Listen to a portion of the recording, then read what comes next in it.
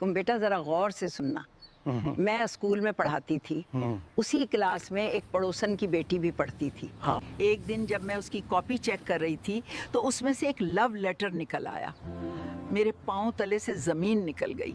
वो जमाना ऐसा था कि किसी लड़की के पास लव लेटर मिल जाना किसी धमाके से कम नहीं था। बेटियां सांझी होती हैं बेटा, और इनकी इज्जत पूरे गांव की इज्जत होती है।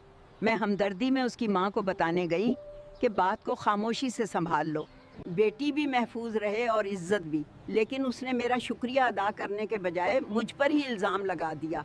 कहने लगी कि तुम होती कौन हो मेरी बच्ची पर इस तरह का इल्ज़ाम लगाने वाली, अपनी बेटियां संभाली नहीं जाती और दूसरों की बेटियां फालतू में बदनाम कर रही हैं। मैं दुखी दिल के साथ अपने घर आ गई।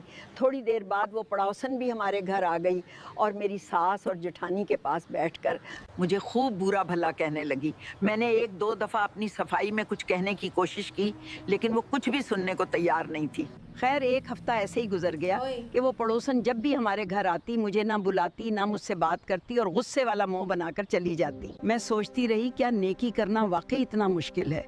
फिर एक दिन मैं चाय और पकौड़े बना रही थी कि वही पड़ोसन आ गई। एक लम्हे को दिल में आया चाय और पकौड़े उसे ना दूं, लेकिन फौरान दिल ने कहा ये उसका नसीब है, मैं क्यों रोकूं। मैंने मुस्कुराकर उसे भी चाय दी, सलाम किया, हाल पूछा। वो शर्मिंदा सी हो गई। उसने भी मुझे बहुत अच्छे से जवाब दिया।